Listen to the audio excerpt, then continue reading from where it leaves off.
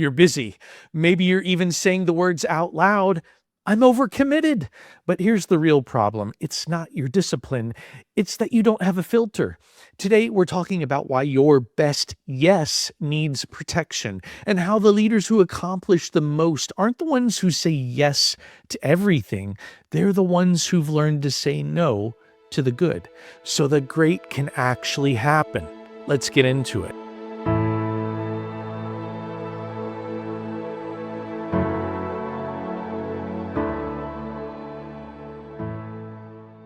All right, I've just made an incredibly big decision that is my best yes.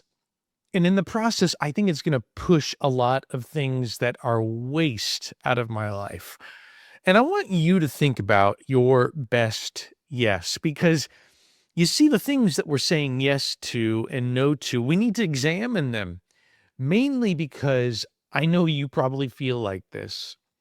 I'm busy. Maybe you're saying the words, I'm too busy, or you're going so far as to say you're overcommitted. I want to spend some time with you today thinking about that. And I want to start here. I want you to think back over the last 30 days. Now, is there something that you said yes to that you immediately or eventually regretted? What was it? And what did that feel like? For me, there've been plenty of times in my life when I've said yes to something, but I gotta tell you, I've always been the kind of guy to carry the extra bags. You know what it's like, right? Grocery bags come home, and my goal is to see, can I get every single bag in the trunk on my arms, around my neck, in my hands, on my legs, whatever, drag it with my feet. I want to see if I can make it in one trip. And I've always been able to surprise myself because I'll find one more way to put things in my hands, on my arms, to try to get them into the kitchen in just one trip. Now, it's a bit of a game, and I think a lot of us do it. It's this mindset that, you know what, I can take a lot more than people think. I can take a lot more than I think. And there is something to the belief that there is more that we can do, but there's breaking points and there's wisdom. And so I know what I feel like when I get overcommitted. I remember in my corporate days, there was an assignment that I had and a project that I had taken, and it was literally crushing my body. I would drive places, and then I remember one day just sitting in my car staring forward into the rain while it was falling down. Everyone was waiting for me to go inside the building, but I was just sitting there looking forward, seeing the rain fall down. Now, all of us are trying to find the edge, especially if you're a high achieving person. But I want us to start to examine some new ways that we could outperform that without imagining that you're the only one that can get this done. Now, when you reflect on a yes that didn't work out so well, do you ask yourself, was it a bad opportunity or is it actually a good one that just wasn't right then? And sometimes timing is a part of things. And so I had a great coaching call with a great man earlier today, and he came into it saying, "Jeff, I'm scattered. I've got so many things going on right now, and I just don't know how to keep it all going." We stopped for a minute, regrounded on to be anxious for nothing, and then started to ask Jesus, what do you want me to set down right now? And one of the premises that we were working on so that he could fully focus on our coaching was to understand that some things need to be set down. And there have been periods in my life when I've asked Jesus, should I set this down? And it wasn't just set it down and get ready to pick it up later. It was sit it down because I don't want you to go back there again. This is done. So maybe as you're reflecting on this is what I do, is to literally, in my mind, eyes closed, talking to God, God, what do you want me to set down right now? Just go over and put that down. Maybe you'll ask me to pick that up later. But here's what I'm not going to allow the enemy to do. I'm not going to allow the enemy to have easy access to my heart by me deciding, well, I'm overcommitted. It's not going to work. I'm going to keep juggling. So timing becomes a part of when we say yes, and maybe the times with which we're putting some things down so that we can consider timing is a part of the element. So if it isn't a bad decision that you've made and you're not undisciplined, which I'm sure you're not, what was actually missing that led to that yes? Maybe there was role definition, missed expectations. And I think my own expectations that I've had in my mental math that never got across my mouth in creating an agreement then puts me in a place with which I've signed up for things that other people had expectations for, or maybe I had expectations on myself, but without a clear role definition or even a time boxing of how long I'm going to do this role can be the thing that even though it wasn't your lack of discipline or that I lacked the ability to say no because it was just a clear yes.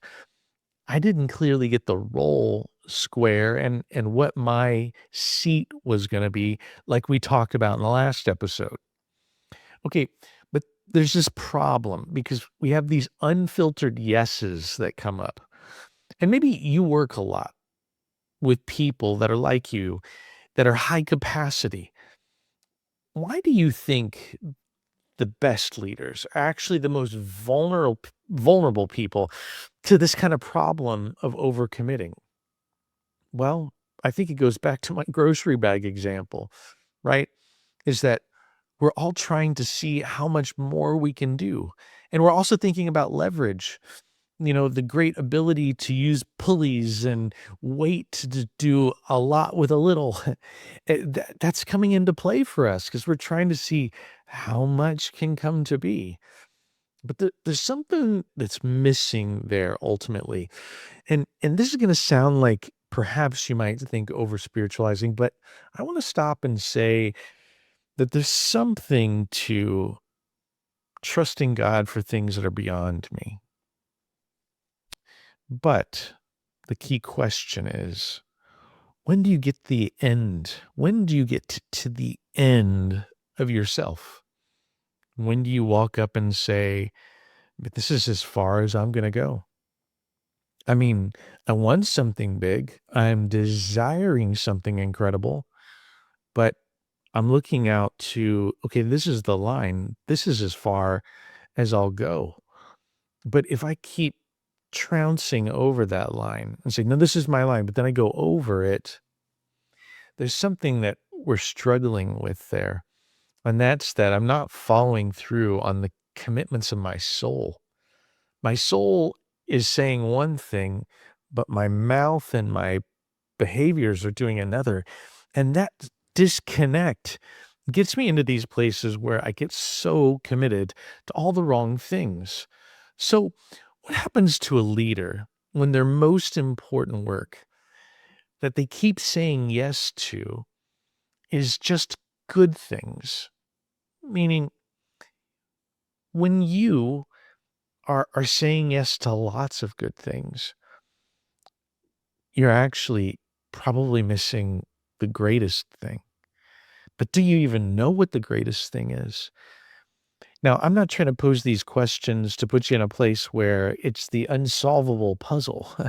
No, because even Jesus got to this moment where at the end he prayed, I have completed the mission you gave me to do. So, our mission under the umbrella of love God, love people, make disciples gives us a centering of, okay, if everything that I'm doing is under that umbrella, I know I'm in the right space. As long as those three things are engaged, then my work is going to be something that could be fruitful under God's power. But I want to make sure that that subject or that topic, love God, love people, make disciples, is going to allow for me to actually achieve the thing that only I could do. But you can't get diluted, because if you say yes to a bunch of good things, which I know our enemy would love for us to do, then I will suffer the thing that I was made for. Recently, we introduced something called the go, no go filter. And if you've been a part of our TMP maximizers, you've seen us start to talk about them and start to introduce them as a filter for us, because so often I hear from leaders, hey, how do I decide if this is a yes or a no? Well, that filter is meant to help you look at two main areas. Number one, what seat should I be sitting in? We've talked about that in past episodes. Is it work, wealth, woo, or wisdom? Is it a multiple of that? But which of these seats? Knowing what seats and getting that role defined important. Second, to ask, is this going to use my highest and best capabilities? Will my passion, purpose, and potential be engaged? Because without it, we don't have an opportunity to really know, okay, is this the great, or is this just another good thing that I would rather point to someone else and say, not me, but he could take that on? But that question that comes up is to find out, is this really for me to be doing? Now, 4 chairs plus my passion, purpose, and potential help me to unearth an alignment with my focus. Now, my focus is to know what I should be saying yes to, because we have this saying, you know this to be true: if everything is important, nothing is important. And I don't want to be in that place where I'm just so deluded and committed to so many things. I don't know if this is all going to work out. And maybe I'm losing joy in the process. Bob and I got to Bob Schenk and I got to sit across the table from an amazing kingdom leader. He was aging up to 78 and thinking about the end game and what he wanted to get done by the time that he was done. And he was in this same space saying, I've got so much on my plate right now. I'm not really sure what needs to stay and what needs to go. So I ask leaders in these kind of situations to consider, what's the best case outcome for what's going to happen? And is it worth the cost? Really, here's the big question there. Will what you're saying yes to matter forever, or just while you're alive? Oof. Now we've got a picture. Now we've got something that we can start to work with. Because if it's going to matter forever, then we have a chance to do something that could really have impact. And I've gotten to a place in my life where I just don't want to have anything not be able to tie back to love God, love people, make disciples. Now, that's a base filter for me being able to say, is there a chance that this work here, Jesus will talk about it someday when he's reviewing everything that I've done in my life, the work that I'm going to do today is going to matter. I mean, how many days am I willing to look in the mirror and say to myself, today, does it matter? Will it matter? I don't want to be in that place. And if I'm going to do that for a couple days in a row, I think it's time for me to start to wonder for myself, is it time for me to take a change? To start to bring out the shears and the clippers in my portfolio and say, you've got to go and you've got to go and you've got to go, because I need to clear the space for this great rose bed that I want to have flower and be amazing. But the only way for me to get to that is to cut some things out. So the last piece of this tool we've been using that's really important, this go, no go filter, is to say, who can help me carry this around? Now, this is so important for me to not only have the thought of what chair am I going to sit in? Does this have my focus? But as a leader, I need to be thinking about who's going to come along with me, whose capability now am I going to stand up, that they're going to tie their horses with me and say, let's go. I want to do that too. I'm excited to do this with you. So a who can help me mindset is a critical part of getting the plan for if I'm going to say yes to this, who's coming along and who can take some of the load with their special capabilities. It's time to gather. April 22nd through 24th in Dallas. The Priority Gathering brings together leaders ready to work on what matters most, your legacy. 3 days of world-class coaching with Bob Shank, Rob Dayton, and me, Jeff Gerhardt. Hear from New York Times bestselling author Jason Jaggard and Middle East expert Tom Doyle. This isn't people speaking at you. It's coaching, conversation, and community with peers who sharpen each other. Whether you're an alumni or exploring the master's program for the first time, this is your moment. The Priority Gathering, April 22nd through 24th, Hotel Zaza, Dallas. Register now at theprioritygathering.com. Now, I like to say every yes that isn't aligned is a no to something that is. And that's just the way that I've continued to put that test for myself up against everything I'm getting ready to say yes to. Because there's just no way that I can get 10 pounds of sand into a 5-pound bag. Something has to spill out or stay out. So every yes means something is going to get cut out. Now, in the open, what I was telling you is I said yes to some things recently that I have the direct feeling are going to help me to be a part of clarifying what needs to go away. And that process is a good process, right? Because I'm saying I want this yes to happen because it's a higher, better outcome yes than some of the superfluous things that are hanging around. And we'd all like to imagine, by the way, that this process of managing your portfolio and what you're going to say yes to is a one-time act, but it's not. It's not a set your portfolio and walk away. I doubt, by the way, your portfolio is something that you set and you don't look to at least once a month. Am I right?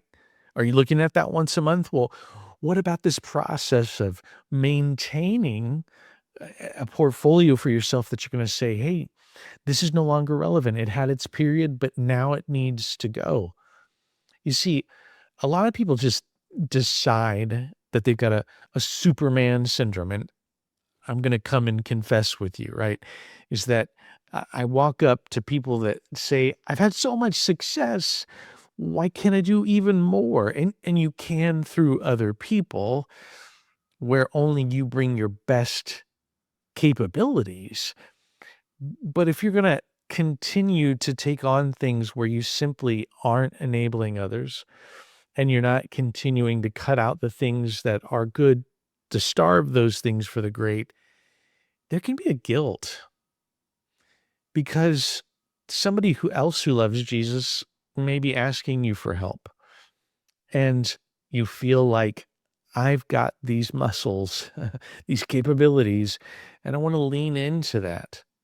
So let's talk a little bit about what does it look like for a leader to really protect their focus, the life that you can expect as a result of knowing your focus, respecting your focus.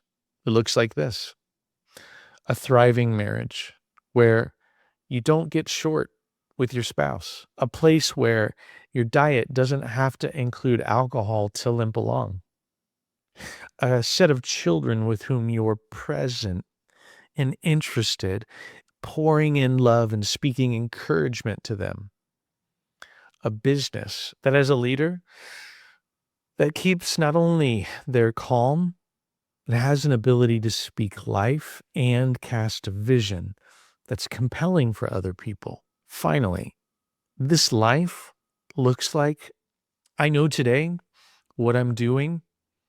Jesus might talk about this. There's a real chance that he's going to mention what I'm going to do today and that it really could matter forever. I mean, if this sounds like something that you might be interested in, I want to invite you to the priority gathering because if you've never been in the room of the master's program, you may not have experienced coaching that says, I'm not only going to help you with your business, I'm not only going to help you get better in your family, but I'm going to help you live your whole life with purpose to get everything straightened out. Because you don't want to be the guy that climbed to the top of the ladder and found out you had it up against the wrong wall. You want to be the one that's arranged their life to do the thing that Jesus is going to say, well done. And that's what we're going to be after at the priority gathering. At the priority gathering, what we're going to do is to help you to build a filter that's going to help you to know how do you operate. But at the priority gathering, we're going to be coaching you, not speaking to you just as a talking head saying, idea, how great I am, how great's my idea. No, we're going to bring out concepts. We're going to create conversations. And in these challenging workshops, you're going to, by the way, get to know some incredible people in the community. You're going to have some ideas on how to up your game, and you're going to get a real experience of what coaching is like. And by the way, why would you want to try to figure that out on your own? I mean, here I am in this little studio where I'm recording this podcast, and I don't want to do these things on my own. This is about as much kind of work as I really like doing on my own. But if I really want something to be great, it's because I've got a producer that's helping me to get this all organized. I've got a team that does social media and the videos. I don't want to be on my own to create things. And if we want to live extraordinary lives, why would we want to be in a place where people are just surviving? What if you were in a room full of people who were thriving? April 22nd through 24th in Dallas, this gathering is for you who are believing for more and hoping for more and want to see not only your business grow, but give you freedom, not obligation. That you would have freedom so much so that that margin allowed you to be great in your family and ultimately to live the mission that God made you for. Now, for someone that's listening right now who may know that they've been living without a filter, listen, this is the one thing that I want you to do right now. I want you to silence yourself. And I want you to listen to the first thing that you can hear with your ears. Whatever that thing is, say it out loud. If you're alone, say it out loud or write it down. What's the first thing you hear with your ears? And now what I want you to do, keep your eyes closed. I'm talking to you. What I want you to do is listen. I want you to ask God, God, what is it that you want me to put down? I don't want you to ask him for how long right now. Just put it down. We're looking for some margin. Now, the beginning of this margin and the importance of this margin is now communicating with the Trinity. And now that you're communicating, I want you to start to entertain some questions and listen, not with your ears this time, with your inner self, your spirit. What is it that you might be hearing that God might be leading you to next?